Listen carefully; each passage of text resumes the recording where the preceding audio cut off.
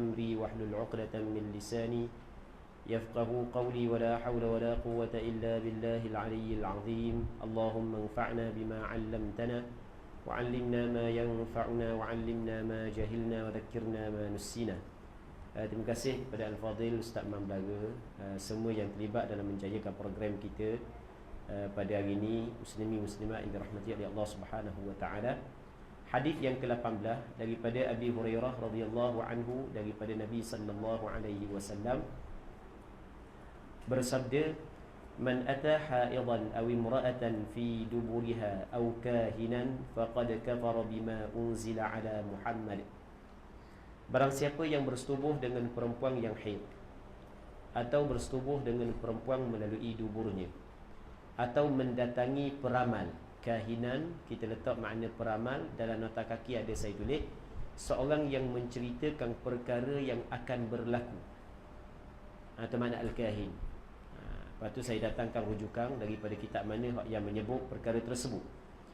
Kahin ni mereka yang menceritakan perkara yang akan berlaku. Baik.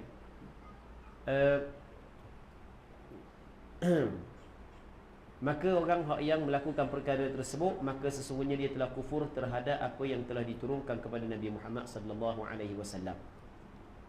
Mendatangi perempuan yang haid, mendatangi perempuan pada duburnya, mendatangi peramal, perbuatan tersebut menjadikan seorang itu kufur terhadap apa yang telah diturunkan kepada baginda Nabi sallallahu alaihi wasallam. Dan saya tulis pada muka surat 107 maksud kufur. Perhatian, maksud kufur di sini adalah kufur yang mengeluarkan seseorang daripada agama Islam jika dia menghalalkan perbuatan tersebut. Sebab perbuatan yang disepakati oleh ulama hukum dia adalah haram, tiba-tiba dia menghalalkan perkara yang haram yang disepakati oleh ulama, maka dia telah kufur yang mengeluarkan diri dia daripada agama Islam. Kemudian atau kufur nikmat jika dia tidak menghalalkannya. Kalau dia tidak menghalalkannya, dia buat tapi dia tidak menghalalkannya, maka kufur yang bukan mengeluarkan daripada agama Islam tapi kufur nikmat. Maksud dia kufur nikmat, ketika Allah Ta'ala bagi nikmat kepada awak, awak kena buat sebagaimana Allah Ta'ala redha, tapi awak buat sebaliknya, bermakna awak telah kufur nikmat. Dan perkara ini disebut dalam beberapa kitab, cuma saya nukil dalam kitab Syarah Masabih karangan Imam Ibnul Malak. Baik. Faedah ringkas, hadis ini menunjukkan bahawa haram bersetubuh dengan isteri yang masih dalam haid. Jika dilakukan dengan sengaja lah, kalau tak sengaja satu bab lain. Dan mengetahui keadaannya tanpa sebarang paksaan. Sebab dia ada juga orang setengah ni orang tanyalah. Dia kata masa bersetubuh tu tak sedar, tengok ada darah. Darah ni. Lepas tu dimaafkan. Sebab benda dimaafkan? Sebab bukan disengaja. Rabbana la tu'akhidna in nasina aw akhtana. Wahai Tuhan kami, janganlah hukum kami sekiranya kami tersalah, jika kami terlupa atau kami tersalah. Salah tu tak ada masalah. Maksudnya tak ada masalah, tidaklah dikira berdosa. Begitu juga dapat difahami bahawa haram melakukan persetubuhan dengan isteri melalui dubur. Lepas tu saya datangkan dalam nota kaki hadis yang lain pula. Jadi bersetubuh dengan isteri melalui dubur, hukum dia adalah haram. Hadis yang ke-19 daripada Abdullah bin Abbas radhiyallahu anhuma. Katanya, jaa Umaru ila Rasulillah sallallahu alaihi wasallam faqala ya Rasulullah halaktu. قال وما أهلكك؟ قال حولت رحلي الليلة.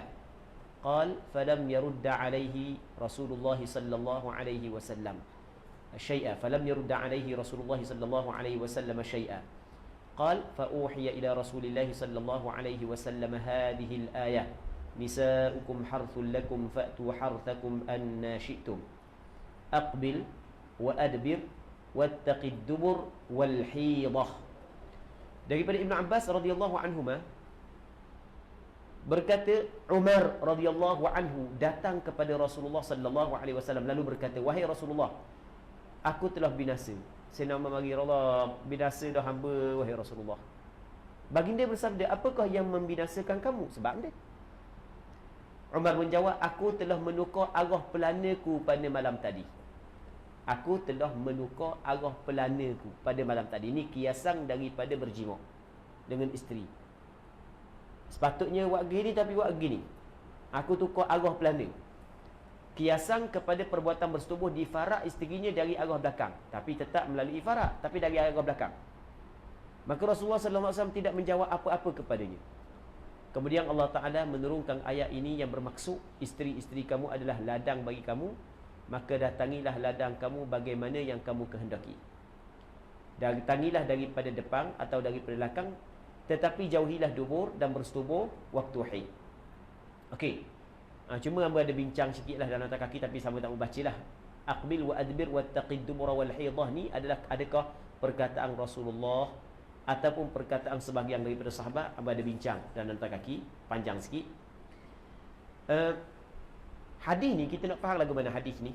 Kita nak faham hadis ni. Hamba nak tengok hadis ni tidak akan difahami secara jelas, melainkan kena datangkan hadis yang lain. Pada muka surat 111 hamba datangkan hadis yang lain. Hadis ini menjelaskan bahawa suami dibenarkan menyetubuh isterinya dari berbagai arah selama mana persetubuhan itu melalui farak. Lepas tu saya datangkan hadis pada nota kaki itu daripada Abdullah bin Abbas radhiyallahu anhu, beliau berkata, okey, kita tak baca teks Arab, kita baca terjemahan. Sesungguhnya Ibnu Umar, kata Abdullah bin Abbas, semoga Allah Ta'ala mengampuninya, telah tersalah anggap. Abdullah bin Abbas kata Ibnu Umar tersalah anggap. Sebenarnya kawasan ini daripada kaum Ansar, ni kawasan ni daripada puak-puak Ansar dulu tinggal bersama dengan kawasan ini daripada kaum Yahudi. Maksudnya puak-puak penduduk Madinah dari kalangan puak Ansar, dia tinggal berjiranan dengan puak Yahudi. Maka pegangan sebahagian daripada puak Yahudi juga diambil dan dipegang oleh sebahagian daripada puak Ansar. Kaum Ansar adalah penyembah berhala, manakala kaum Yahudi adalah ahlul kitab, orang yang ada kitab. Mereka, kaum Ansar, menganggap kaum Yahudi lebih berilmu daripada mereka. Lalu mereka meniru banyak perbuatan Yahudi. Antara amalan Yahudi ialah tidak mendatangi isteri-isteri mereka kecuali dari satu arah, kerana mereka menganggap itu adalah cara yang paling menutup wanita. Cara Yahudi, dia tidak mendatangi isteri dia melainkan daripada satu arah sahaja, sebab dia kata itu adalah lebih menutup bagi wanita. Dan orang Yahudi kata kalau mendatangi wanita daripada pihak belakang akan menyebabkan anak menjadi juli. Ada pegangan-pegangan Yahudi yang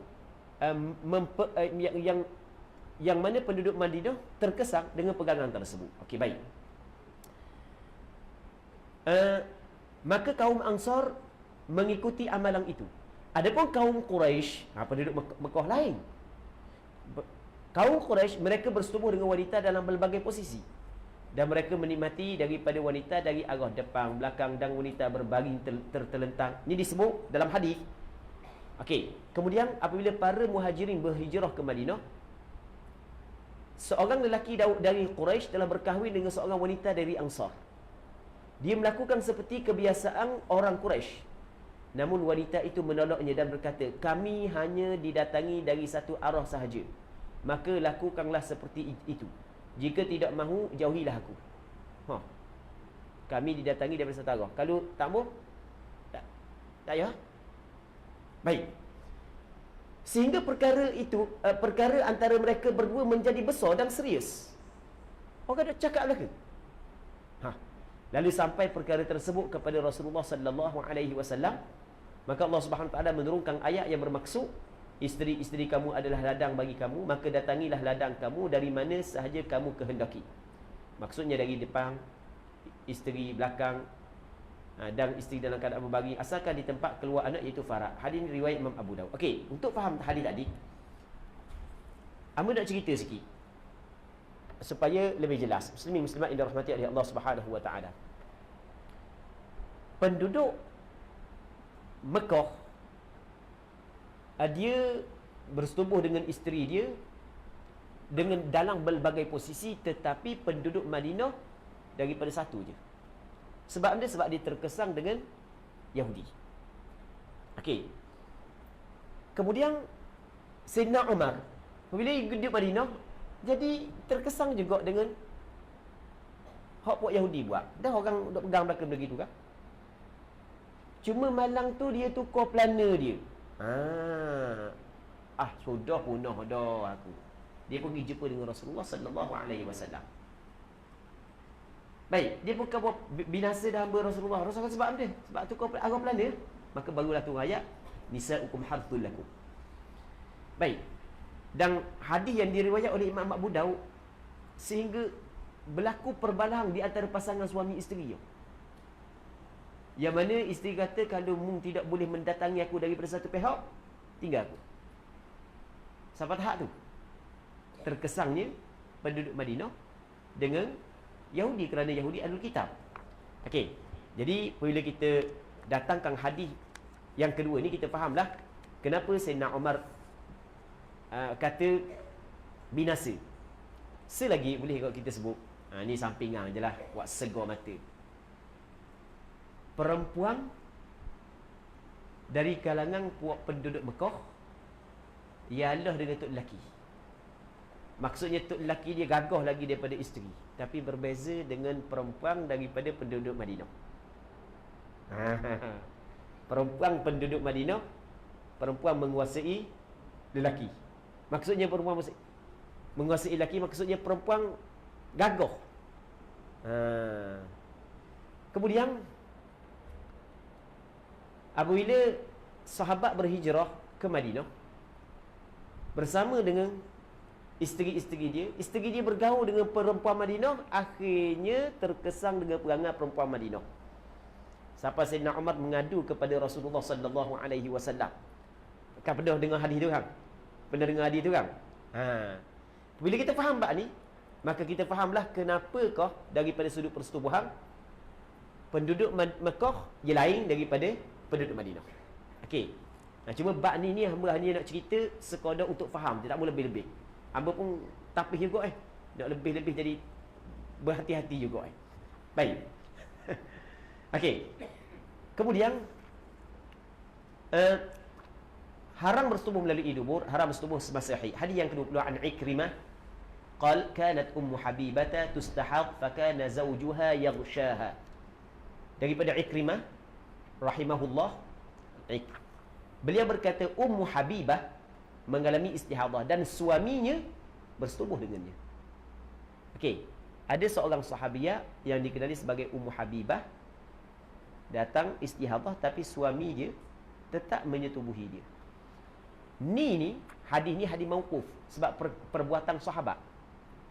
Hadis mauquf perbuatan sahabat. Dia bukan hadis marfu'. Tetapi ketika mana ada sebahagian daripada sahabiat yang datang istihadah, suami dia bersetubuh dengan dia, kemudian tidak ada dalil daripada syarak yang melarang, sedangkan masa ketika itu wahyu diturunkan, maka ia menunjuk bahawa harus, kerana kembali kepada hukum asal. Al-aslu fil asya' al-ibahah. Asal bagi perkara adalah diharuskan. Kesimpulan yang boleh kita buat, hukum bersetubuh dengan isteri ketika datang haid dan nifas, ijma' ulama' mengatakan haram. Selesai. Hukum bersetubuh dengan isteri ketika isteri datang istihadah, berlaku khilaf di kalangan ulama' adakah dibolehkan ataupun tidak. Pandangan majoriti ulama', termasuklah pandangan mazhab Imam Syafi'i, hukum dia dibolehkan. Bahkan perkara itu dilakukan oleh sebahagian daripada sahabat Rasulullah ketika mana isteri dia datang istihadah. Okey, baik. Dapat difahami daripada hadis ini bahawa bersetubuh dengan isteri yang sedang mengalami istihadah adalah dibolehkan. Ini adalah pandangan majoriti ulama, kerana wanita istihadah adalah dalam keadaan suci. Wanita istihadah wanita suci, sebab itulah wajib solat. Sedangkan tiada dalil sahih yang melarang perkara tersebut, maka hukumnya kembali kepada hukum asal, iaitu diharuskan. Lepas tu dalam nota kita ada cerita lagi, perhatikan penjelasan ini. Okay, tak apalah, kita nak baca hadis yang ke-21 daripada Abdullah bin Umar radhiyallahu anhuma. An Ibni Umar radhiyallahu anhuma annahu talaqa imra'atahu wa hiya haid. فذكر ذلك عمر للنبي صلى الله عليه وسلم فقال مره فليراجعها ثم ليطلقها طاهرا أو حاملا. Bahawa dia telah mentalak isterinya ketika dalam keadaan haid. Lalu Sayyidina Umar menceritakan perkara itu kepada Nabi sallallahu alaihi wasallam. Maka baginda sallallahu alaihi wasallam bersabda, suruhlah dia rujuk semula isterinya itu. Kemudian hendaklah diceraikan wanita itu ketika dia sedang suci, atau dia dalam keadaan hamil. Okey, maksud hadis rasanya jelas. Abdullah bin Umar, anak kepada Sayyidina Umar, dia ada isteri. Isteri dia datang haid, ada balah dia pun, benda tak tahu, dia pun menjatuhkan talak kepada isterinya ketika isterinya datang haid. Apabila Umar tahu benda tersebut, Umar pun pergi ngadu kepada Rasulullah. Bila ngadu kepada Rasulullah, Rasulullah khabar kepada Umar, suruh dia rujuk balik isteri dia. Kemudian hendaklah dia tolak isteri dia ketika isteri dalam keadaan suci ataupun dalam keadaan mengandung. Hadis ini diriwayat oleh Imam Muslim dengan sanad yang bersama. Hadis ini sahih. Okey, baik. Maka berdasarkan kepada hadis ini, Nabi sallallahu alaihi wasallam memerintahkan Ibnu Umar agar merujuk kembali isterinya, menunjukkan bahawa talak ketika isteri berada dalam keadaan haid adalah dilarang. Nabi sallallahu alaihi wasallam memerintahkan Ibnu Umar agar merujuk kembali isterinya, menunjukkan bahawa talak ketika isteri berada dalam keadaan haid adalah dilarang. Perintah Nabi sallallahu alaihi wasallam kepada Ibnu Umar agar merujuk kembali isterinya menunjukkan bahawa talak yang dijatuhkan ketika haid tetap jatuh dan berlaku. Rasul suruh rujuk balik, menunjukkan bahawa talak dalam keadaan haid dilarang. Nanti kita ada hadis yang lain lagi. Kemudian yang keduanya, Nabi sallallahu alaihi wasallam suruh dia rujuk, bermakna talak dalam keadaan haid jatuh. Kalau tak jatuh, macam mana nak rujuk? Talak dalam keadaan perempuan haid, 4 mazhab mengatakan jatuh.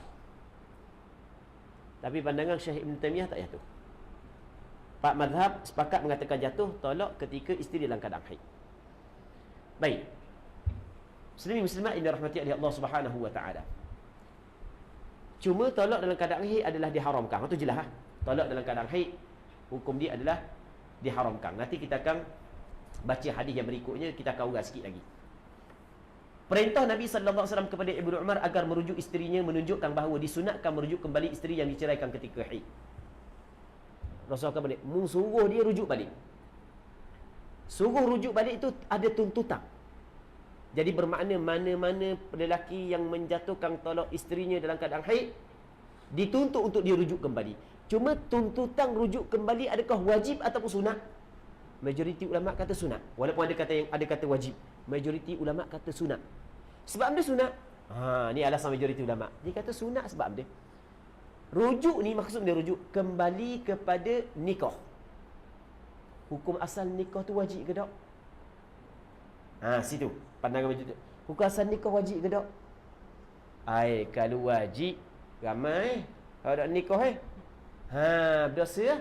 Pitih ada tak nikah.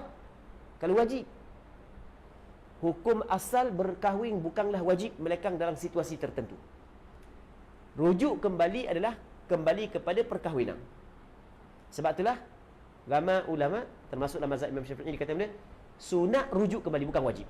Walaupun Rasulullah kata suruh di sini difahami dengan sunat, bukan difahami wajib rujuk kembali. Okey, kemudian Nabi sallallahu alaihi wasallam memerintahkan Ibnu Umar menceraikan isterinya ketika suci, menunjukkan bahawa talak yang menepati syarak ialah talak yang dijatuhkan semasa isteri dalam keadaan suci. Nabi sallallahu alaihi wasallam memerintahkan Ibnu Umar menceraikan isterinya ketika hamil, menunjukkan bahawa talak ke atas isteri yang sedang mengandung adalah harus. Masyarakat kita kadang-kadang hukum hakam saat itu dipengaruhi oleh emosi. Kadang-kadang hukum hakam dipengaruhi oleh emosi. Ketika mana berlaku perceraian di antara pasangan suami isteri, di mana isteri dia sedang mengandung, macam-macam dia kecap, tidak bertanggungjawab lah sebab sayang orang puang mengandung, macam-macam. Baik, sebenarnya itu adalah silap. Sebab dia hukum hakam bukan berdasarkan kepada emosi, tapi hukum hakam berdasarkan kepada 2 wahyu. Nabi sallallahu alaihi wasallam menyuruh Abdullah bin Umar supaya cerai dalam keadaan mengandung. Apabila cerai dalam keadaan mengandung, ia tidak termasuk dalam talak bid'i. Dak nyanyi perempuan, dak nyanyi. Kita jangan tengok perceraian sahaja, bukan kita kena tengok kewajipan lain. Tahu tak? Orang puang apabila dicerai dalam keadaan mengandung, maka diwajibkan kepada bekas suami dia memberi nafkah kepada dia. Kena jaga sebagaimana dia sebagai seorang isteri.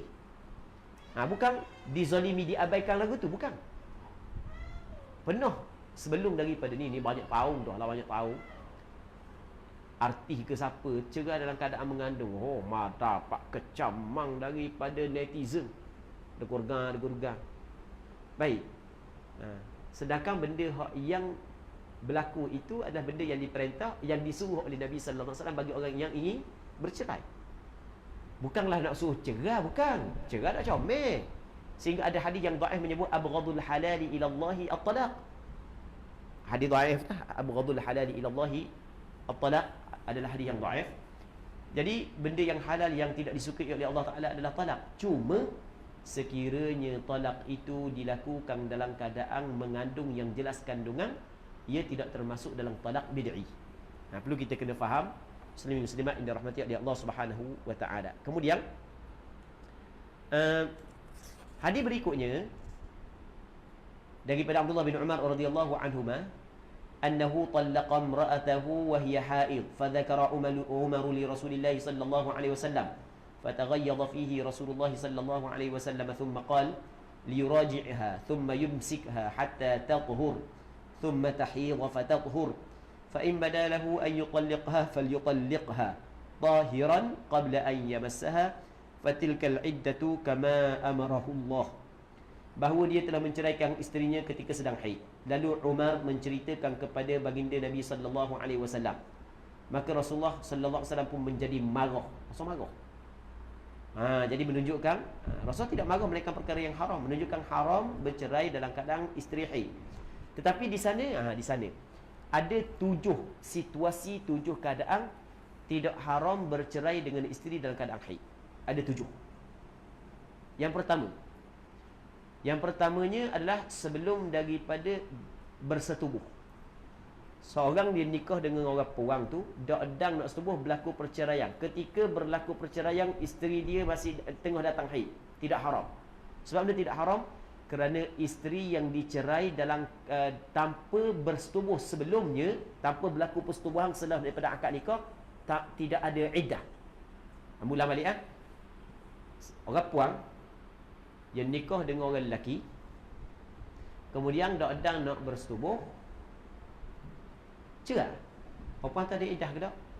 Tak ada iddah. Jadi apabila tidak ada iddah, andai kata masa berlaku perceraian si perempuan saat itu datang haid, tidak menjadi masalah dengan maksud tidak haram. Sebab dia tidak menjadi panjang iddah, dia tak ada iddah. Okey, itu yang pertama. Yang kedua adalah menceraikan isteri dalam keadaan haid yang di mana isteri itu sedang mengandung. Untuk kita faham bab ni, kita kena cerita dulu isu lain. Dalam mazhab Imam Syafi'i, perempuan yang mengandung tiba-tiba datang darah seperti biasa yang cukup syarat haid, darah itu dikira sebagai darah haid. Ketika berlaku perceraian dalam keadaan mengandung, iddah dia adalah dengan bersalin. Sama ada awak datang haid ataupun tidak. Jadi isteri dia mengandung, datang haid. Masa datang haid, dia menjatuhkan talak. Maka talak itu tidaklah talak bid'i, bukanlah haram. 2. Yang ketiga, dia telah menggantungkan talak isteri dia dengan akhir juzuk haid bagi isteri dia. Contoh lagu mana? Awak tertolak, contoh awak tertolak dengan satu talak pada akhir juzuk haid awak. Maka apabila akhir juzuk haid bini dia bila? Katakanlah bini dia suci pada pukul 9. Suci pukul 9. Jadi bermakna sebelum 1 saat pukul 9 masih lagi ada, lepas tu suci. Sebelum 1 saat suci, sebelum suci 1 saat itu, situ penghujung, situ jatuh talak, lepas tu terus masuk dalam iddah. Sebab iddah kan 3 kali suci kan bagi perempuan yang datang haid kan. Jadi maksudnya dah panjang pun tempoh iddah. Berapa dah?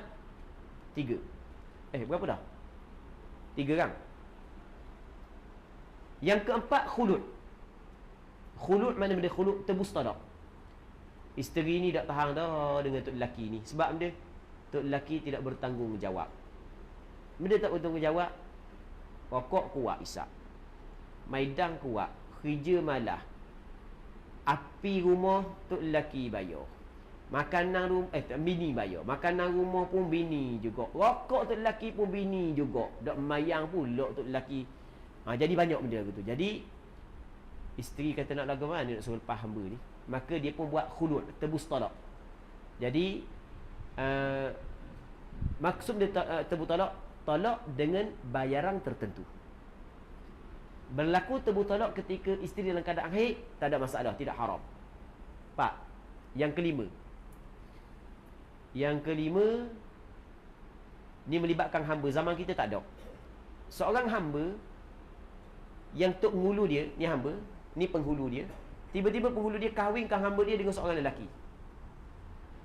Lepas tu tok ngulu dia kata ni, sekiranya suamimu menjatuhkan talak kepadamu, maka mu merdeka. Sekiranya tok lelakimu talak mu ada pada hari ni, mu merdeka. Dia sedang dalam keadaan haid. Maka kalau tok lelaki dia talak dia pada hari itu, pada hari dia sedang haid, tidak haram. Sebab dia agar dia merdeka. Orang lain dah ingat dah. Nanti kita tengok sebelah orang lain. Dah ingat dah. Jadi ada situasi-situasi tertentu tidak haram menjatuhkan talak isteri dalam keadaan isteri datang haid. Secara umumnya tidak dibolehkan. Baik. Kemudian Nabi sallallahu alaihi wasallam bersabda, hendaklah dia merujuk kembali isterinya. Kemudian hendaklah dia menahan isterinya itu sehingga dia suci, kemudian dia haid lagi dan suci. Rasul kata, rujuk, pegang isteri dia, sehingga isteri dia suci, datang haid suci. Lepas tu baru nak talak, tak apa. Dah orang ni sampai ke 2 kali suci kena pegang dulu baru nak baru boleh nak cerai pula. Okey. Ana ada tulis dalam nota kaki tapi kita tak baca apa yang disebut oleh Syekhul Islam Zakaria Al-Ansari dalam kitab Fathul Wahhab. Antara yang disebut oleh beliau adalah supaya tidak jadi rujuk saat itu tujuan untuk tolak. Jadi kalau dia cerai isteri dalam haid, lepas tu dia nak rujuk kerana nak cerai dalam keadaan suci, jadi bermakna dia rujuk balik isteri dia dengan niat untuk cerai dalam keadaan suci. Dia lebih kurang hukum bagi orang yang berkahwin dengan seorang perempuan dengan niat untuk menceraikan. Sebab itulah tak comel buat lagu tu. Lepas tu dinyatakan oleh Syekhul Islam Zakaria Al-Ansari, hukum tersebut bukanlah wajib, hukum tersebut adalah sunat. Okey, hamba tak baca, cuma hamba bagi kunci je. Boleh baca sendiri yang hamba tulis dah.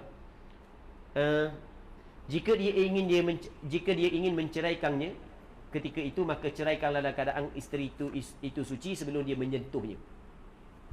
Bercerai dengan isteri dalam keadaan suci tapi dia bersetubuh dengan isteri dalam suci tersebut juga termasuk dalam talak bid'i. Maka itulah tempoh iddah sebagaimana yang Allah Ta'ala perintahkan. Allah Ta'ala katakan, ya ayuhan nabiyyu idza talaqtumun nisaa fatalliquhunna li'iddatihin. Maka hendaklah kamu cerai ketika perempuan masuk dalam iddah. Jadi kena cerai dalam keadaan dia suci yang tidak disentuh. Faedah ringkas, Nabi sallallahu alaihi wasallam marah apabila mengetahui Ibnu Umar menceraikan isterinya semasa haid. Ini menunjukkan bahawa talak dalam keadaan haid adalah haram. Kerana Nabi sallallahu alaihi wasallam tidak marah melainkan terhadap perkara yang diharamkan. Maka talak seperti ini termasuk dalam kategori talak bid'i yang diharamkan. Tapi haram kepada suami. Nabi sallallahu alaihi wasallam memerintahkan Ibnu Umar agar merujuk kembali isterinya yang diceraikan ketika haid, menunjukkan bahawa rujuk dalam keadaan ini adalah dituntut. Kerana talak itu berlaku dalam waktu yang dilarang. Namun tuntutan rujuk ini adalah tuntutan sunat, bukan tuntutan wajib. Lepas tu tengok dalam kitab mana ada nota kaki di bawah. Dapat difahami daripada hadis ini bahawa talak sunni adalah talak ketika suci yang tidak disetubuhi dalam suci itu. Itu talak sunni. Talak sunni adalah talak ketika dalam keadaan suci yang tidak disetubuhi ketika suci tersebut. Okey, kita boleh buat beberapa kategori. Talak dalam keadaan haid secara umumnya adalah haram. Sama juga dalam keadaan nifas. Yang keduanya, talak di dalam keadaan suci tapi dia bersetubuh dengan isteri dalam keadaan suci, hukum dia adalah haram. Yang ketiganya, talak ketika mengandung yang jelas dah kandungan, ni tidak haram. Ni hukum dia adalah harus. Yang keempatnya adalah talak ketika suci yang tidak disentuh dalamnya, hukum dia juga adalah harus. Dapat difahami daripada hadis ini bahawa talak sunni adalah talak ketika suci yang tidak disetubuhi dalam suci itu. Hadis yang ke-23 daripada Subai'ah binti Al-Harith radhiyallahu anha, anna Subai'ata bint Al-Harith kanat tahta Sa'd ibn Khawlah wa huwa min bani Amir ibn Lu'ay wa kana mimman shahida Badra fatuwfiya anha fi hajjatil wada' wa hiya hamil falam tanshab aw wada'at hamlaha ba'da wafatihi falamma ta'allat min nifasiha tajammalat lil khuttab فدخل عليها أبو السنابل بن معكك رجل من بني عبد الدار فقال لها ما لي أراك تجملتي للخطاب ترجين النكاح فإنك والله ما أنت بناكح حتى تمر عليك 4 أشهر وعشر. قالت سبيعة فلما قال لي ذلك جمعت علي ثيابي حين أمسيت وأتيت رسول الله صلى الله عليه وسلم فسألته عن ذلك فأفتاني بأني قد حللت حين وضعت حملي وأمرني بالتزوج إن بدالي. Bahawa Subai'ah al-Aslamiyah, dia adalah isteri kepada Sa'ad bin Khawlah daripada Bani Amir bin Lu'ay, yang dia termasuk dalam sahabat yang hadir peperangan Badar. Jadi Sa'ad bin Khawlah daripada Bani Amir bin Lu'ay termasuk dalam salah seorang sahabat yang menyertai peperangan Badar.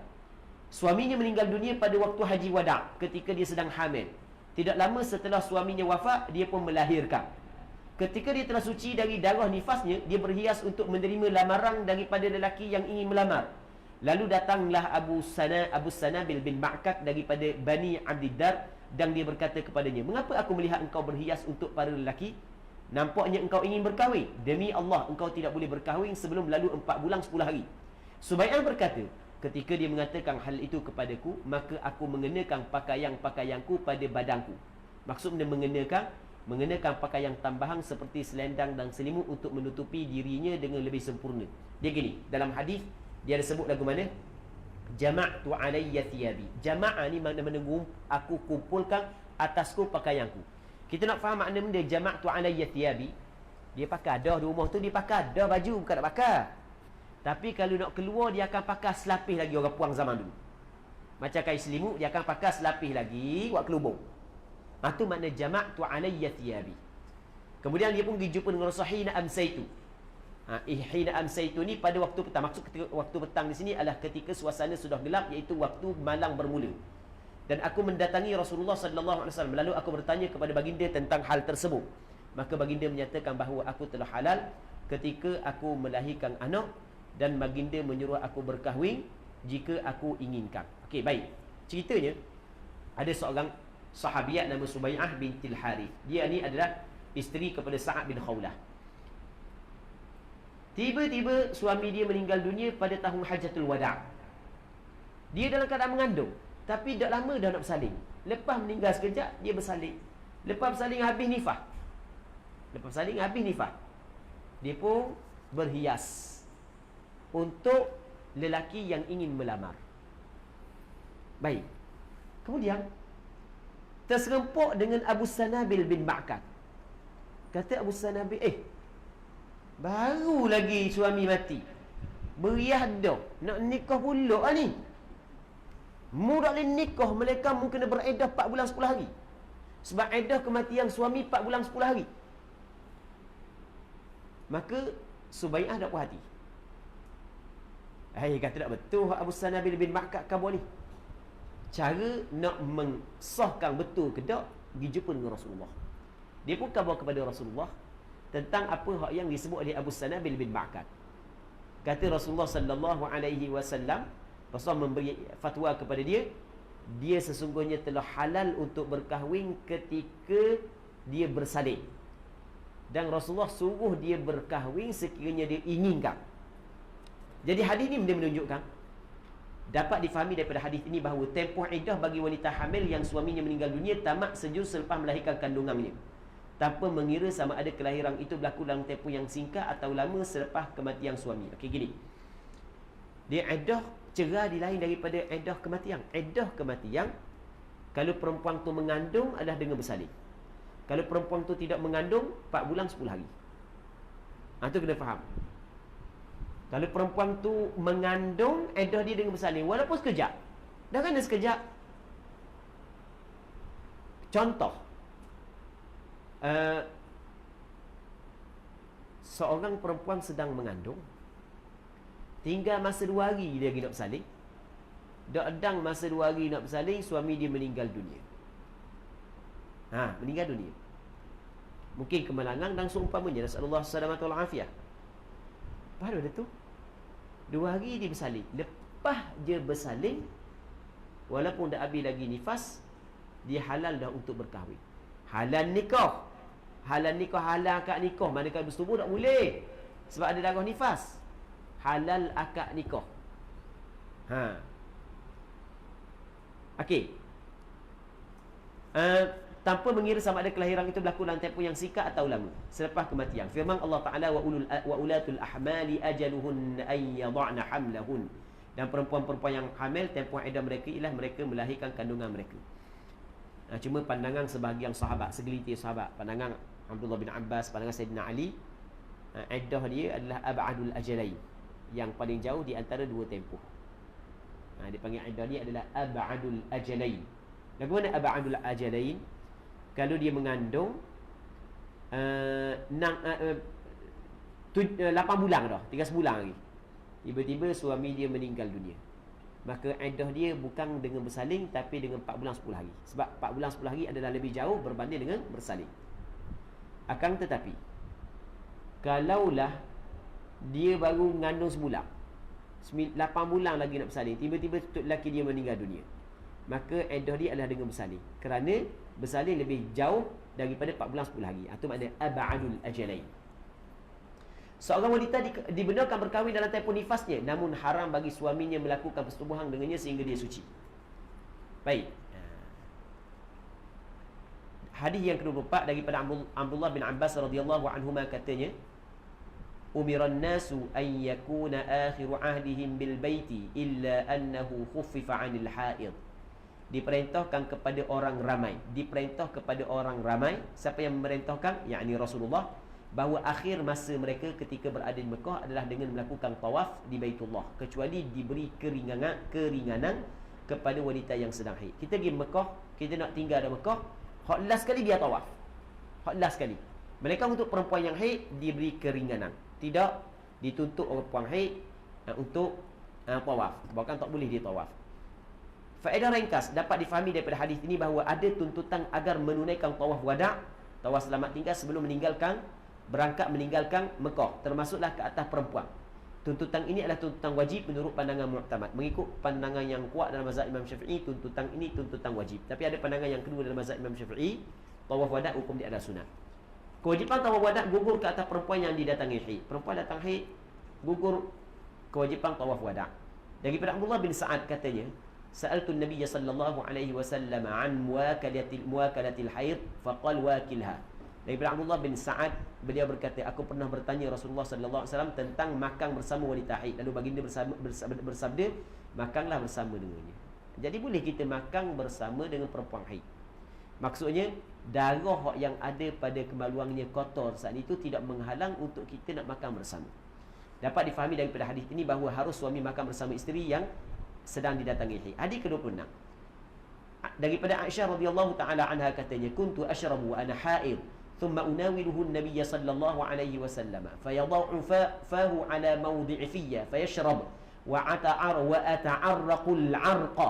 Baca dengan al-'arqa. Kalau araqan makna peluh, al-'arqa adalah gigi daging yang ada pada tulang, saki-baki daging yang ada pada tulang. Okey. فيضعفه على موضع فيا فيشرب وأتعرق العرق وأنا حائض ثم أناوله النبي صلى الله عليه وسلم فيضعفه على موضع فيا. Aku pernah minum air dalam keadaan aku haid. Ni Aisyah dalam keadaan haid dia minum air. Lepas tu kemudian aku berikan bekas itu kepada Nabi sallallahu alaihi wasallam, lalu baginda meletakkan mulutnya di tempat mulutku minum dan baginda minum. Mana tempat yang Aisyah minum, Rasul letak mulut Rasulullah. Jadi bermakna mulut orang haid suci, air liur orang haid suci, tidak menjadi masalah pun. Tidak menjadi masalah, darah je najis. Dan aku pernah menggigit daging dari tulang yang masih ada sisa dagingnya, tulang yang ada sisa dagingnya, dia pun kekah. Dalam keadaan aku haid, lalu aku berikan kepada Nabi sallallahu alaihi wasallam, maka baginda meletakkan mulutnya di tempat mulutku. Ini menunjukkan bahawasanya mulut wanita yang sedang haid adalah suci. Begitu air liurnya dan seluruh anggota tubuh badannya suci. Hadis ini juga menunjukkan bahawa sisa minuman dan makanan wanita yang sedang haid adalah suci dan harus makan serta minum bersamanya. Hadis ke-27 daripada Aisyah radhiyallahu taala anha, annaha kanat turajjilu ta'ni Rasulullah sallallahu alaihi wasallam wa hiya haid. Wa Rasulullah sallallahu alaihi wasallam hina idzin mujawirun fil masjid yudni lahu ra'sahu wa hiya fi hujratiha faturajjiluhu wa hiya haid. bahawa beliau Aisyah pernah menyisir rambut Rasulullah sallallahu alaihi wasallam sedangkan beliau sedang haid. Pada waktu itu Rasulullah sallallahu alaihi wasallam sedang beriktikaf dalam masjid dan baginda mendekatkan kepalanya kepada Aisyah yang berada dalam biliknya. Lalu Aisyah menyisir rambut baginda sedangkan beliau masih dalam keadaan haid. Jadi Aisyah dalam keadaan haid, lepas tu dia sikat rambut Nabi sallallahu alaihi wasallam ketika Rasulullah berada dalam masjid. Faedah ringkas hadis ini dapat difahami bahawa harus bagi wanita yang sedang haid menyisir rambut suaminya. Begitu juga dapat difahami bahawa harus bagi wanita yang sedang mengalami haid melakukan khidmat kepada suaminya. Baik. Hadis yang ke-28, yang dulu huraian panjang, kita dah huraian panjang supaya setempat kita habis 40 hadis sebelum kompak lagi insya-Allah. Daripada Aisyah radhiyallahu taala anha katanya, kuntu aghtasilu ana wan nabiy sallallahu alaihi wasallam min ina'in wahid kilana junub wa kana ya'muruni fa attazir fayubashiruni wa ana ha'id wa kana yukhriju ra'sahu ilayya wa huwa mu'takif fa aghsiluhu wa ana ha'id. Aku pernah mandi bersama Nabi sallallahu alaihi wasallam daripada satu bekas air yang sama sedangkan kami berdua dalam keadaan berjunub. Aisyah dengan Rasulullah dalam keadaan berjunub, mandi wajib daripada bekas yang sama. Baginda sallallahu alaihi wasallam pernah menyuruhku memakai kain. Dia izar ni kain yang dipakai di antara pusat dengan lutut. Lalu aku memakai kain dan baginda menyentuhku, berbaring bersamaku dan menyentuh kulitnya dengan kulitku. Sedangkan aku sedang haid dan baginda mengholorkan kepalanya kepadaku sedangkan baginda sedang beriktikaf, lalu aku mencucinya, membasuh kepada baginda sedangkan aku dalam keadaan haid. Jadi faedah ringkas, hadis ini menunjukkan bahawa suami dibolehkan mengambil keseronokan daripada isterinya yang sedang haid kecuali dengan bersetubuh dan menyentuh bahagian antara pusat dan lutut tanpa lapik. Kalau lapik tak apalah. Hadis ini dapat difahami bahawa wanita yang sedang haid diharuskan membasuh kepala suaminya. Begitu juga dibolehkan bagi lelaki dan isterinya mandi menggunakan air daripada satu bekas yang sama. Mandi daripada satu bekas yang sama tidak menjadi masalah di antara pasangan suami isteri. Hadis yang berikutnya daripada Aisyah, anna Nabi sallallahu alaihi wasallam kana yattaki'u fi hajri wa ana haid, fi hijri wa ana haid, thumma yaqra'ul Quran. Nabi sallallahu alaihi wasallam pernah bersandar di atas pangkuanku. Rasul sandar di atas pangkuan Aisyah sedangkan aku dalam keadaan haid, kemudian baginda membaca Al-Quran. Orang tanya kita, hadis ni kita nak contoh mudah. Orang tanya kita, baca Al-Quran dalam tandas, saya tahu dah baca Quran dalam tandas tu salah, dilarang, makruh. Saya bukan baca dalam Quran dalam tandas, saya nak masuk tandas tapi orang batul, tapi saya kena ngulang Quran. Sementara saya tunggu orang masuk tandas, saya ngulang Quran depan pintu tandas. Apakah hukum? Boleh faham tak soalan? Jawapannya hukum ni adalah harus. Sebab dia harus. Apakah dalil hadis ni? Rasulullah, darah najis tak? Darah najis. Rasulullah baca Al-Quran di dalam pada pangkuan Aisyah berdekatan dengan najis. Maka berdasarkan kepada hadis ini, membaca Al-Quran berhampiran dengan najis tidak dilarang. Jelaskan. Membaca Al-Quran berhampiran dengan najis, dengan berhampiran dengan tempat najis tidaklah dilarang. Hak yang dilarang dalam tempat najis. Baik. Hadis ini menunjukkan bahawa dibolehkan suami menyentuh isterinya yang sedang haid. Itu jelas dah. Benda gitu khabar boleh sentuh isteri dalam keadaan haid. Sebenarnya benda yang kita rasa biasa, tapi ada setengah tempat manusia, tempat masyarakat kita tak tahu lagi. Tahu tak, Amba pernah jumpa, Amba pusing ngajar di mana, Amba pernah jumpa ada segelintir masyarakat di tempat tersebut, dia tidak makan masakan yang dimasak oleh isteri dia ketika isteri sedang haid. Dia tidak makan masakan yang isteri dia masak ketika isteri sedang haid. Sebab benda-benda kecil lagu ni mungkin orang yang duk belajar sama, benda kecil aja ni. Hadis ini menunjukkan bahawa dibolehkan suami menyentuh isteri yang sedang haid. Kecil aja ni, tapi sebenarnya bukan semua tempat kecil, ada mereka yang tidak tahu lagi. Begitu juga dapat dipahami bahawa tubuh badan dan pakaian wanita haid adalah suci selagi tidak terkena darah haid. Selagi tidak terkena darah haid, jadi tubuh badan, pakaian wanita adalah suci. Sebab itulah Rasul menyandar. Kalau najis Rasul tak sandar pula. Boleh membaca Al-Quran di atas pangkuan wanita yang sedang haid. Boleh membaca Al-Quran dalam keadaan berbaring dan bersandar. Itu jelas Allah Taala sebut dalam Quran, alladhi inna fi khalqis samawati wal ardi wa ikhtilafil laili wan nahari la ayatin li ulil albab alladhina yadhkuruna Allaha qiyaman wa qu'udan wa 'ala junubihim. Jadi baca Quran termasuk dalam zikir, boleh baca dalam keadaan berdiri, duduk, berbaring. Boleh membaca Al-Quran berhampiran dengan najis. Tadi kita cerita dah.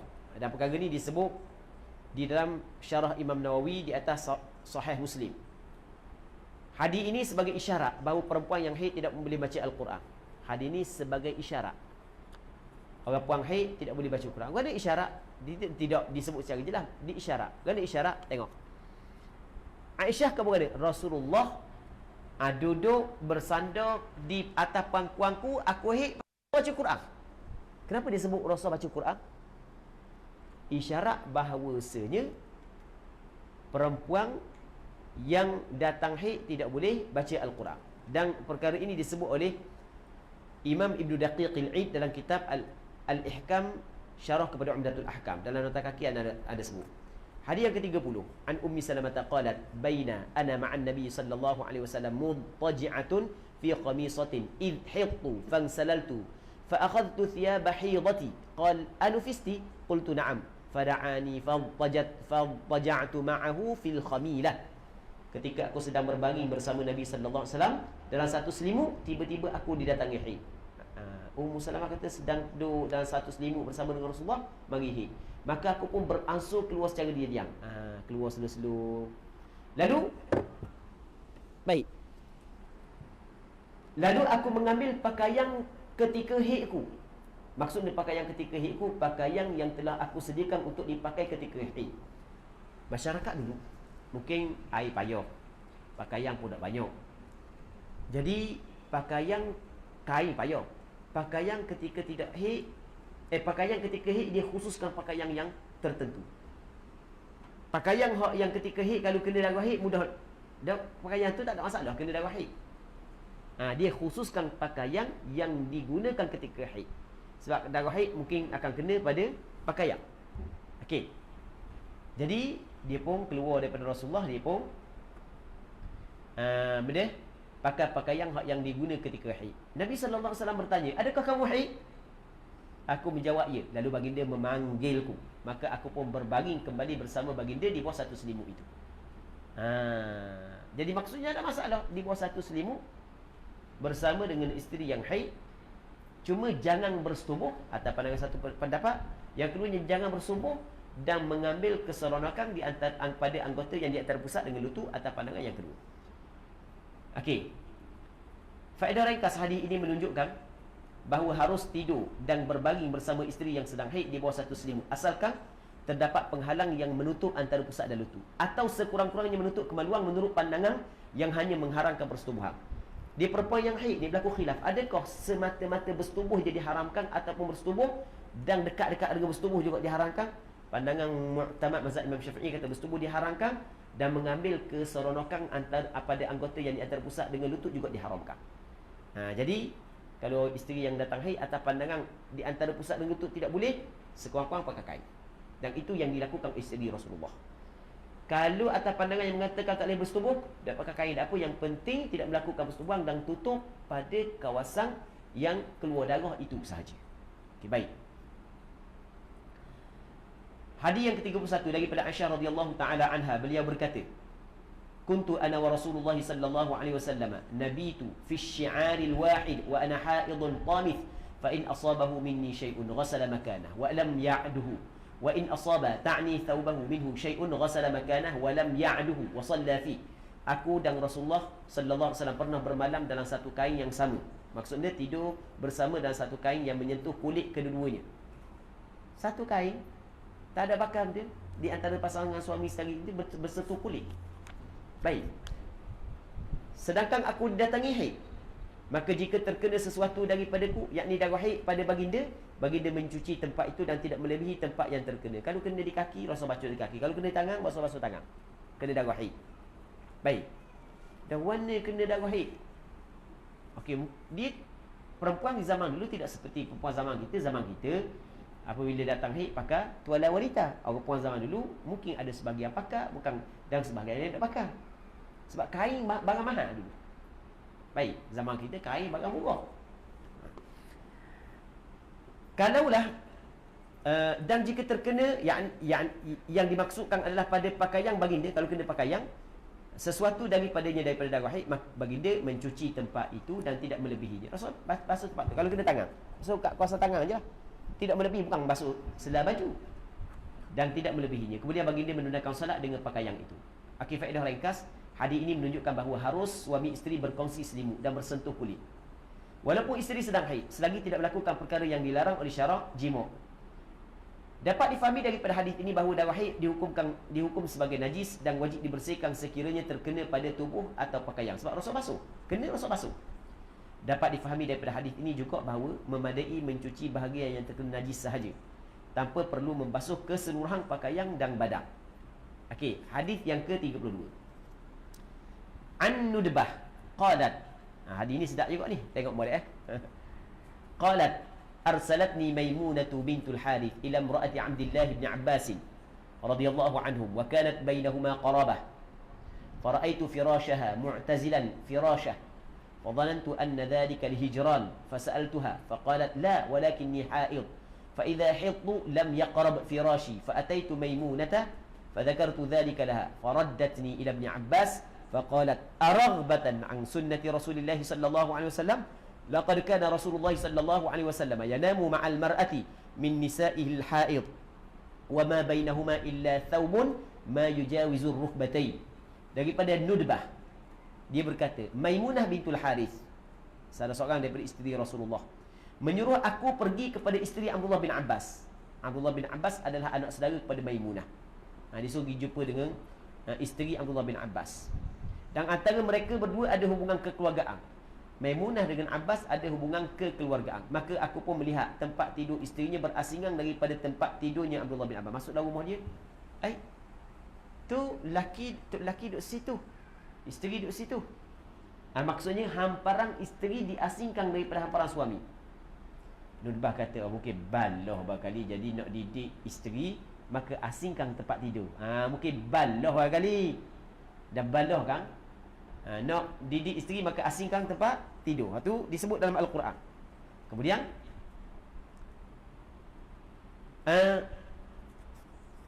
maka aku menyangkakan bahawa pemisahan tempat tidur itu berlaku kerana si isteri sedang dijauhi oleh suami disebabkan perselisihan. Lalu aku bertanya kepada si isteri tersebut dan dia menjawab. Aku pun tanya, nak tanya juga balah dia. Dah buat apa tidur suku-suku awak sana, abang sana. Buat apa? Baik. Dan dia menjawab, isteri kepada Abdullah bin Abbas menjawab dengan, tidak, tak ada balah dia, tetapi aku sedang haid. Abang tidak suku-suku, aku datang raguh Okey. Kata kemudian tetapi aku sedang haid, maka apabila aku didatangi haid, suamiku tidak mendekati tempat tidurku. Jadi aku bila aku datang haid, lelaki aku lagi tidur jauh Lalu aku mendatangi Maimunah. Nudbah pergi jumpa dengan Maimunah dan menceritakan hal itu kepadanya. Maka Maimunah menghantarku kepada Abdullah bin Abbas dan berkata kepadanya, adakah kamu tidak menyukai sunnah Rasulullah sallallahu alaihi wasallam? Adakah kamu tidak suka sunnah Rasulullah? Sunnah Rasulullah walaupun isteri dalam keadaan haid tidur sekali. Sesungguhnya Rasulullah sallallahu alaihi wasallam pernah tidur bersama isteri baginda yang haid dan antara mereka berdua hanya sehelai kain yang tidak menutupi lebih daripada paras lutut. Itu je. Hak lain tak ada belis, tak daripada pusat sampai lutut, itu je. Dia dengan Rasulullah, isteri Rasul dengan Rasulullah sallallahu alaihi wasallam. Dapat difahami daripada hadis ini bahawa perpisahan tempat tidur antara suami dan isteri yang sedang haid tanpa ada sebab syar'i yang lain adalah menyalahi sunnah Nabi sallallahu alaihi wasallam, tapi tidaklah sampai kepada haram. Hadis yang ke-33 daripada Ummu Salamah radhiyallahu taala anha, kanat an-nufasa'u tajlisu ala ahdi Rasulillah sallallahu alaihi wasallam 40 yawman. Dulu wanita nifas pada zaman Rasulullah sallallahu alaihi wasallam duduk ni tidak solat selama 40 hari. Lepas beranak tidak solat selama 40 hari, sebab 40 hari itu adalah tempoh kebiasaan nifas. Andai kata darah telah berhenti sebelum 40 hari, itu jelas wajib kena solat.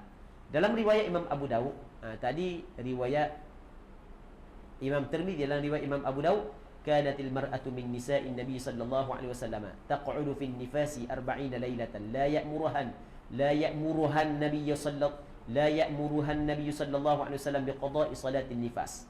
Maksudnya dia seorang wanita daripada wanita Nabi sallallahu alaihi wasallam. Siapa? Seorang wanita daripada wanita Nabi, ana ada tulis di bawah. Pernah duduk, maksudnya tidak solat dalam nifas selama 40 malam. Tak solat dalam nifas selama 40 malam. Dan Nabi sallallahu alaihi wasallam tidak memerintahkannya mengqada solat yang ditinggalkan semasa nifas. Ini menunjukkan bahawa solat yang ditinggalkan pada masa nifas gugur kewajipannya. Gugur kewajipan qada. Tidak wajib qada. Rasul nak suruh pun dia qada semula. Faedah ringkas, berdasarkan hadis ini wanita yang bersalin tidak mengerjakan solat kerana keluar. Berdasarkan hadis ini wanita yang bersalin tidak mengerjakan solat kerana keluarnya darah nifas selama 40 hari. Wanita yang bersalin tidak mengerjakan solat kerana keluarnya darah nifas selama 40 hari. Selama 40 hari tak boleh solat. Namun menurut pandangan mazhab Imam Syafi'i, tempoh 40 hari ini adalah tempoh kebiasaan nifas. Sebanyak-banyak nifas adalah 60 hari. Jika darah nifas berhenti sebelum mencapai 40 hari, maka wajib mandi dan menunaikan solat. Jika darah nifas berhenti sebelum mencapai 40 hari, maka wajib mandi dan menunaikan solat. Ni bab banyak juga, abang nak sentuh kot sikit. Setiap kali abang mengajar mesti bab ni. Di Terengganu, ada beberapa tempat di Terengganu, orang puang lepas daripada bersalin, mereka berpantang dan mereka tidak akan solat selama mana belum habis tempoh berpantang, walaupun darah nifas telah berhenti sebelumnya. Kerana cerita di Terengganu ada tempat orang patang 40 hari, ada tempat 45 hari. Kawasan Bukit Petiti berapa hari patang lepas daripada bersalin? Ke 100 hari?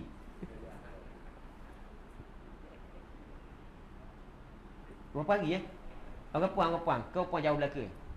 Berapa hari sini patang? Ke pakai patang ada orang sini? 44. Masya Allah. Ya lain. Ya ada tempat 40, ada tempat 44, ada tempat 45, ada tempat 50, ada tempat 60. Dalil jangan tanya hamba, tu tanya orang puan dalil dia. Dalil berpantang dengan bilangan hari tersebut. Okey. Isunya, kalaulah selama tempoh berpantang tu darah masih keluar, jelas gugur kewajipan solat. Tapi yang masalahnya, ada sebahagian daripada perempuan darah dia telah berhenti sebelum habis tempoh berpantang, tapi tetap dia tidak solat. Ni adalah salah. Ada tempat 40, ada tempat 45, ada tempat 50, dan ada tempat 60 hari. Ada tempat 60 hari tempoh berpantang. Hak yang hamba jumpa di Terengganu, di Pahang, Negeri Sembilan, di Perak, di mana lagi Selangor, Sabah, Sarawak. Benda sama je berlaku. Lagi tak habis pada berpatang, tak bayang. Walaupun darah telah berhenti sebelum habis tempoh berpatang. Saya ulang balik sekali lagi orang puang. Baik. Dengan saya pun ngatuk sebenarnya. Okey, saya ulang sekali lagi. Lepas daripada bersalin, orang puang tak solat kerana keluar darah nifas. Kalaulah tempoh berpantang 40 hari ataupun 44 hari, darah nifas keluar sehingga cukup 40 hari, 44 hari, hak tu jelas gugur solat. Hak tu jelas. Hak yang kita nak bincang ni, darah nifas berhenti sebelum hari ke-40 tetap dah solat juga. Ni salah. Ni salah. Baik. 40 hari saat ni tu adalah kebiasaan nifas, tapi mengikut pandangan mu'tamad mazhab Imam Syafi'i, sebanyak-banyak nifas adalah 60 hari, 40 hari adalah kebiasaan nifas. Berdasarkan hadis, jika darah nifas berhenti sebelum mencapai 40 hari, maka wajib mandi dan menunaikan solat. Lepas tu saya ada tulislah dalam nota kaki apa yang disebut oleh Imam Tirmizi. Berdasarkan hadis ini juga haram melakukan solat dalam tempoh nifas. Dapat difahami daripada hadis ini bahawa solat yang ditinggalkan dalam tempoh nifas tidak wajib dia qada. Tidak wajib qada. Hadis ke-34 daripada Aisyah radhiyallahu taala anha daripada Nabi sallallahu alaihi wasallam bahawa baginda bersabda, la yaqbalullahu salata haid illa bi khimar. Allah Taala tidak menerima solat wanita haid melainkan dengan memakai khimar, memakai tudung. Wanita haid di sini adalah yang sudah balik. Kenapa dihurai wanita yang haid di sini adalah yang sudah balik? Perempuan yang haid haram dia solat. Kalau dia solat dalam keadaan haid, walaupun pakai tudung, tetap tak sah solat dia. Maksud haid di sini adalah perempuan yang telah balik. Jadi Allah Ta'ala tidak menerima solat perempuan yang haid, maksudnya solat perempuan yang balik, melainkan dengan memakai tudung. Hadis ini menunjukkan bahawa kepala wanita termasuk dalam aurat ketika solat. Oleh itu, wanita yang telah balik wajib menutup seluruh auratnya dalam solat, termasuk kepalanya. Solatnya tidak sah sekiranya dia tidak menutup kepala. Dapat difahami daripada hadis ini bahawa haid merupakan salah satu tanda seorang wanita mencapai usia balik. Sebab Rasul kata innallaha la yaqbalu salatal haid. Jadi bermakna haid ini salah satu daripada tanda seorang perempuan itu balik. Daripada Aisyah radhiyallahu taala anha, hadis ke-35, katanya kanat ihdana tahidu thumma taqtarisu ad-dama min thawbiha inda tuhriha fataghsiluhu wa tandahu ala sa'irihi thumma tusalli fi. Salah seorang daripada kami, yakni isteri Nabi sallallahu alaihi wasallam, mengalami haid, kemudian dia mengikis darah itu dari pakaiannya ketika dia telah suci. Dari pakaian dia kena darah haid masa suci saat itu, nak guna solat dia pun kikis darah haid daripada pakaian, lalu dia membasuh tempat terkena darah dan memercikkan air ke seluruh pakaian. Percik air ke seluruh pakaian kerana nak menolak waswah. Kemudian dia solat dengan memakainya. Lepas tu hadis ini dapat difahami bahawa darah haid adalah najis dan wajib dibersihkan dengan air daripada pakaian sebelum mendirikan solat dengan memakai pakaian tersebut. Tidak wajib membasuh seluruh pakaian, bahkan memadai membasuh bahagian yang terkena najis sahaja. Hadis yang ke-36. Daripada Abi Hurairah radhiyallahu taala anhu, anna Khawlah bint Yasar atatin Nabiy sallallahu alaihi wasallam faqalat, "Ya Rasulullah, innahu laysa li illa thawbun wahid wa ana ahidu fihi, fa kayfa asna'?" قال إذا طهرت فاغسلي ثم صلي فيه. فقالت فإن لم يخرج الدم قال يكفيك غسل الدم ولا يضرك أثره. Daripada Abu Hurairah bahawa Khawlah binti Yasar datang kepada Nabi sallallahu alaihi wasallam dan berkata, "Wahai Rasulullah, aku hanya mempunyai satu helai pakaian dan aku mengalami haid dalam pakaian itu. Jadi aku ada selah pakaian. Jadi aku ketika aku haid aku pakai pakaian tu dan pakaian tu kena darah. Maka apakah yang patut aku lakukan?" Baginda Nabi sallallahu alaihi wasallam menjawab, "Apabila kamu telah suci, maka basuhlah pakaian itu. Kemudian solatlah dengan memakainya." Kalau suci, basuh pakaian tu, lepas tu guna pakaian tu untuk buat solat. Tapi lepas daripada basuh. Kemudian Khawlah bertanya lagi, "Bagaimana jika darah itu tidak keluar sepenuhnya? Kalau ada lagi Rasulullah?" Baginda sallallahu alaihi wasallam bersabda, menjawab, "Cukup bagimu membasuh darahnya dan kesangnya tidak memudarat kamu." Kesang darah tak ada masalah. Faedah ringkas, berdasarkan hadis ini, wajib membasuh darah haid yang terkena pada pakaian sekiranya ingin menunaikan solat dengan menggunakan pakaian tersebut. Kemudian hadis ini dapat difahami bahawa apabila pakaian atau seumpamanya telah dibasuh daripada darah haid, namun masih terdapat kesang warna darah yang sukar dihilangkan, maka ia tidak menjejaskan taharah dan tidak menjejaskan kesahihan solat. Okey, kita dalam bab najis. Kita dalam bab najis ainiyah. Apa yang diwajibkan kepada kita dalam bab najis ainiyah adalah kita mesti kena menghilangkan ain najis dan menghilangkan sifat najis, termasuk warna, rasa dan bau.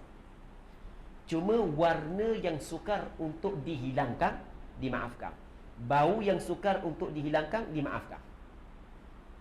Warna yang sukar dihilangkan dimaafkan berdasarkan kepada hadis ni. Kata Rasulullah,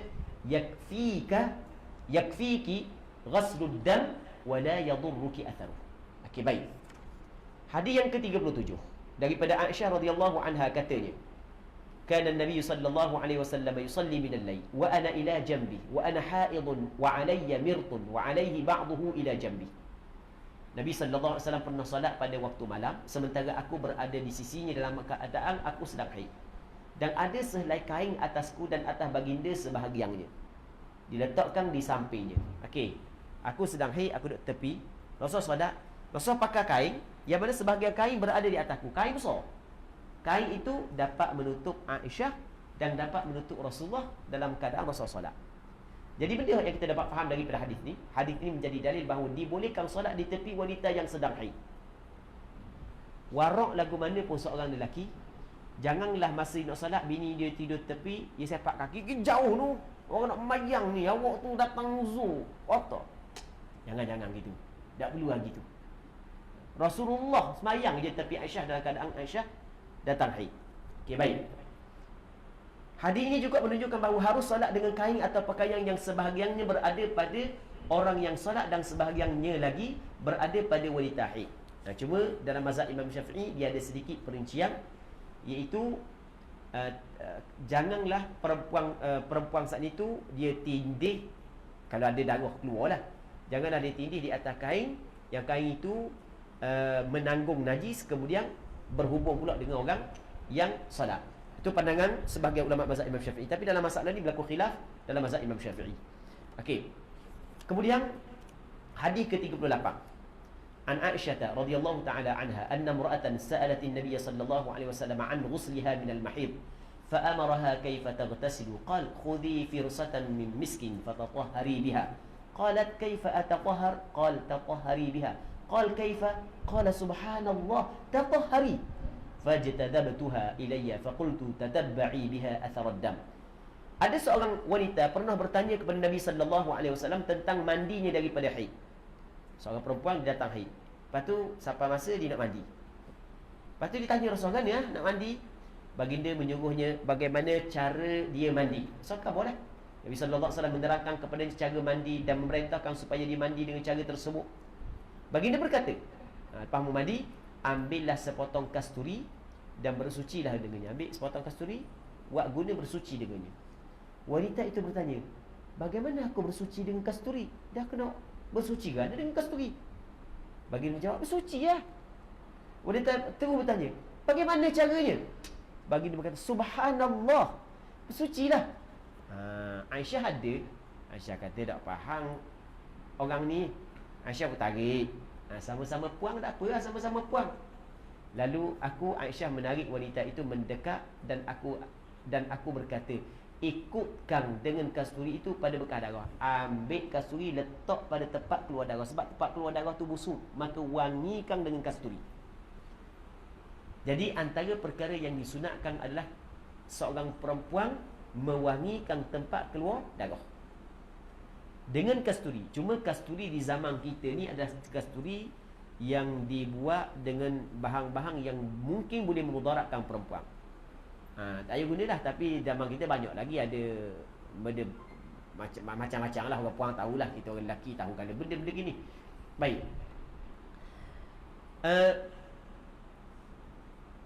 Faedah ringkas, hadis ini menunjukkan bahawa boleh bagi wanita untuk bertanya kepada lelaki yang berilmu mengenai hukum hakam agama, walaupun berkaitan perkara yang biasanya dianggap malu untuk dibicarakan, seperti hal-hal khusus bagi wanita.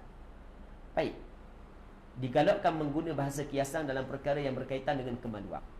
Jangan straight je. Yang kena kona-kona kot sikit. Biarlah minyak mahal pun, kita kona sikit. Jangan straight dalam bab yang melibatkan kemaluan. Disunatkan bagi wanita yang mandi selepas haid mengambil wangian dan berwangian pada tempat keluar darah.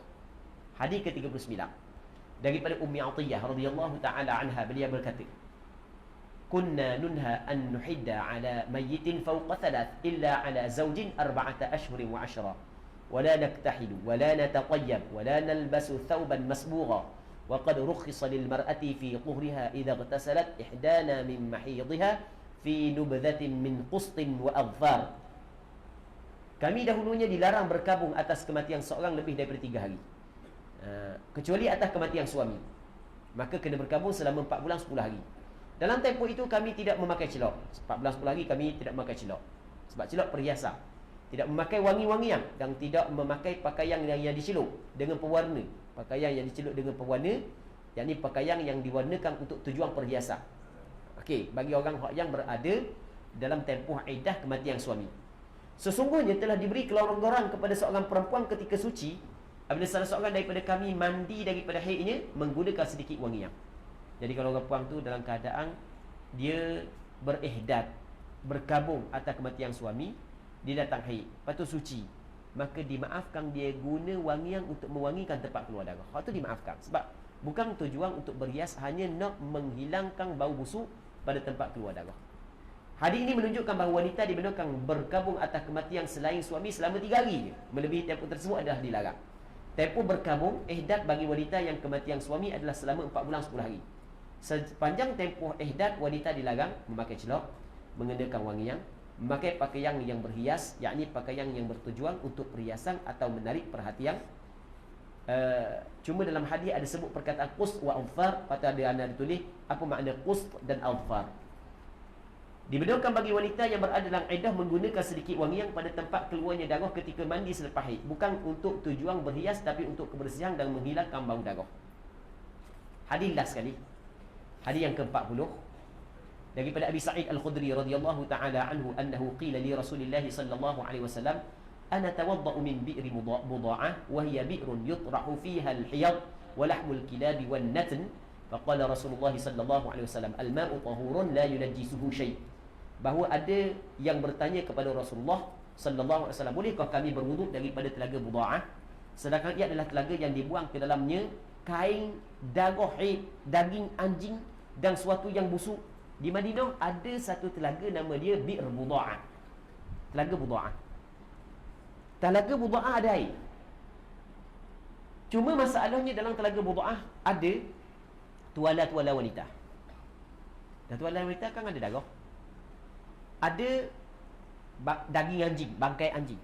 Ada benda-benda busuk yang ada dalam. Sahabat tanya, boleh tak kami nak berwuduk dengan air, dengan telaga Buda'ah? Baik. Cuma untuk kita faham kenapa ada tuala wanita padang telaga tu, orang masyarakat Ansar pergi buang ke? Okey, bukan pergi buang. Dalam nota kaki tu ana ada tulis.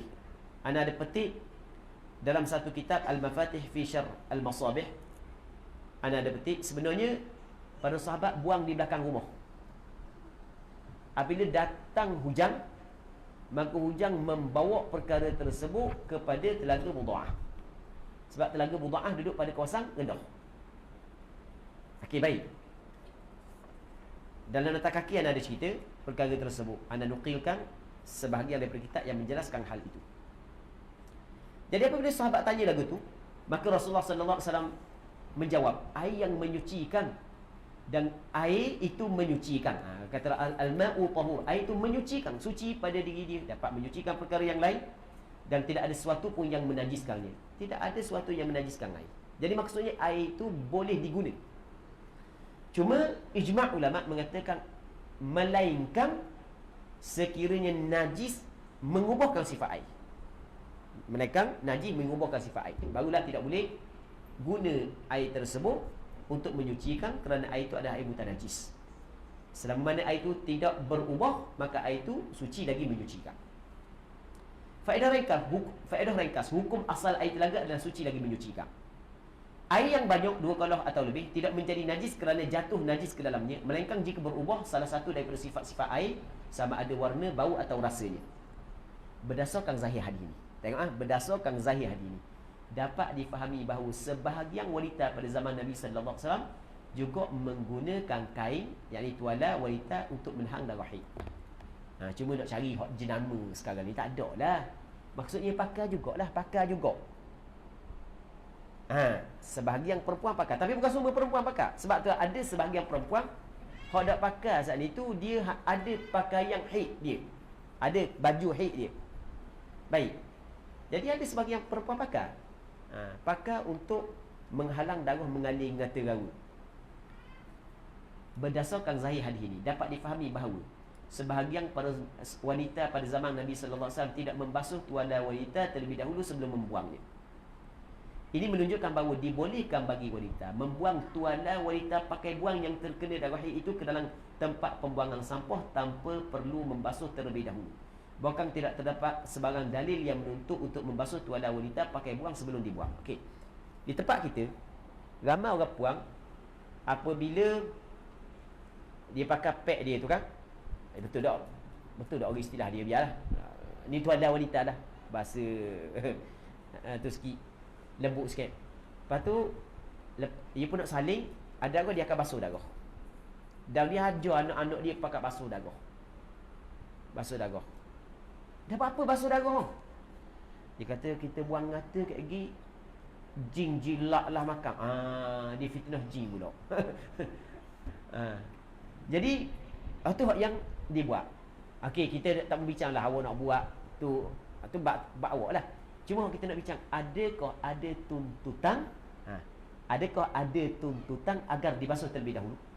Asal itu kita nak bincang. Berdasarkan zahir hadis ni, tuala wanita yang ada darah haid saat itu pas laga budaah, jadi bermakna sebahagian daripada sahabat dia buang belakang rumah gitu je tanpa basuh terlebih dahulu. Ini menunjukkan bahawasanya membasuh tuala wanita setelah daripada kena darah haid, hak yang tuala wanita hak yang pakai buang tu lah, bukan hak yang boleh ya, ada hak yang bukan pakai buang tu kan. Hak bukan pakai buang basuhlah, nak pakai pula. Ni hak yang pakai buang. Tidak wajib basuh terlebih dahulu. Bukan sunat basuh terlebih dahulu, bukan wajib basuh terlebih dahulu. Dia nak basuh ikut awak, nak basuh tu pasal awak. Ha. Cuma nak rakyat tidak ada tuntutan basuh terlebih dahulu. Tu maksud yang ingin Aba sampaikan. Okay, kemudian habis 40 hadis.